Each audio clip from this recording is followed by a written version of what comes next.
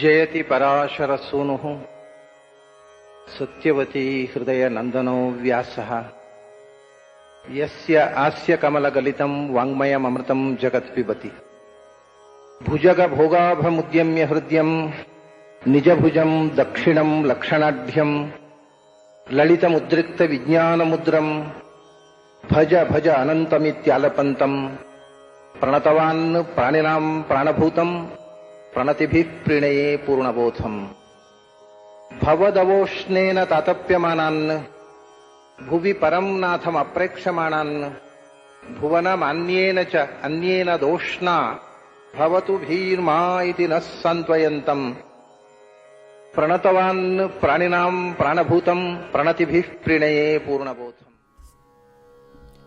After going through the psychology of Duryodhana, let us now analyze the psychology of Arjuna.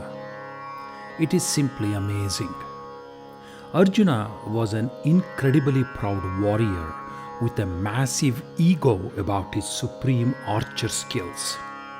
The first words he utters to Krishna are thus, Senayor Bayor Madhye Ratham Stapayamechyuta, which means, Achyuta, stop my chariot in between the two armies. He addresses Krishna as a mere driver and a colleague. He does not refer to the chariot as ours, even though the chariot was Krishna's. Instead, he refers to it as mine, as if he were the chariot's owner. Such was his ego. Kathopanishad beautifully explains the hidden symbolism using the example of a traveler riding the chariot. The chariot signifies our sharira, the body. The traveler is the jiva. The horses pulling the chariot are the indriyas of the body, the sense organs. The charioteer is the Bhagavan, God. Thus, we are all riding in the chariot of life, being pulled by our indriyas, led by Bhagavan. Who owns the chariot? The body. It's the one who has no birth, namely Bhagavan. It is not ours, since we lose our body when we die. Rigveda clearly explains the creation of the universe. Ajasya Nabho. The lotus was born out of the navel of the unborn one. The lotus is Brahma, the creator. Thus, universe was manifest from the navel of the unborn Bhagavan. Thus, our body does not belong to us. We are simply travelers in the chariot. Our time in the chariot is predetermined by Bhagavan, and we have to dismount the chariot at the end of our journey. Thus, Bhagavan is the owner and driver of our chariot. But Arjuna did not have this feeling at all at the beginning of the war. He thought that the chariot was his, and Krishna was just a mere driver. So Krishna decided to teach Arjuna a lesson. He stopped the chariot in between the armies at a very strategic location. It was directly in front of Bhishma and Drona, the opposition leaders. Then he asked Arjuna to take a look at the Kuru opposition. At this time, Arjuna's attachment to the Kuru leaders got kindled. When he looked at the opposition, he saw his elders, whom he had lots of love and respect for, especially Bhishma and Drona. He felt that all the Kuru opposition consisted of his relatives who were very dear to him. Thus, this awareness that the opposition was none other than his direct relatives awakened. Then he started having cold feet, fighting a war where he had to kill his relatives, resulting in Vishada, regret, even before the war began. He told Krishna that he would not fight this war, especially against his elders, for whom he had the utmost respect.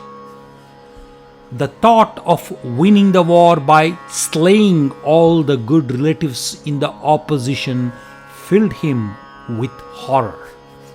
Such a war would be futile, thought Arjuna. All the youngsters would die, all the good men would die. The only people left would be older adults who could not fight, young children, and women who lost their husbands.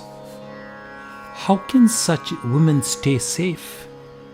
After such an epic war, there will not be enough men to partner with the remaining women. The women will fall prey to other men. Arjuna's mind was full of questions about the life of people after such a war.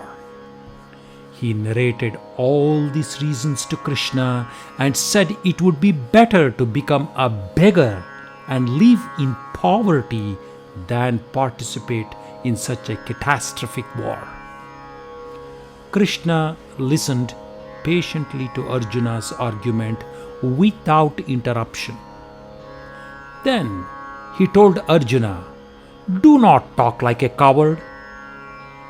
Why did Krishna call Arjuna a coward? Because Arjuna was very selfish.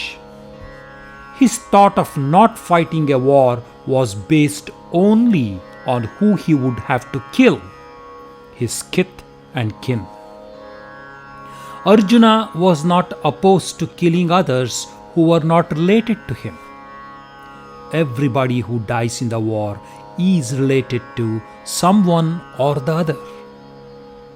How can we differentiate those that are only associated with Arjuna? Arjuna demonstrates the shallowness of his thinking. It is worth mentioning Bhima's stance on the war. Krishna had asked Bhima about going to war before negotiations with the Kauravas. Virtuous Bhima told him, "I do not need all the riches and the palaces to live my life. I can beg for food.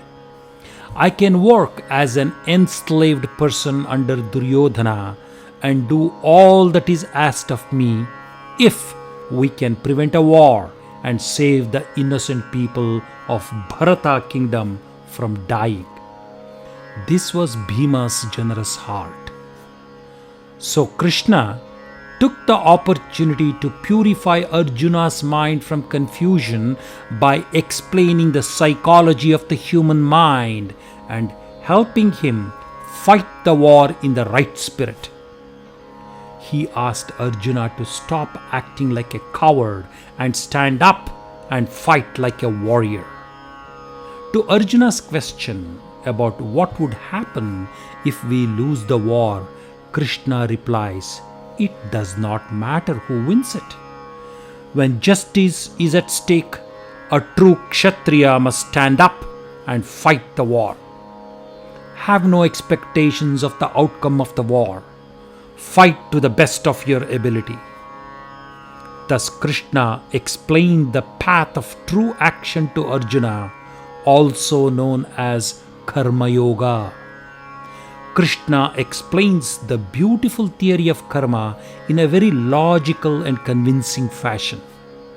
For Arjuna, Krishna's call of duty is to fight the war, and doing the duty is very important in life.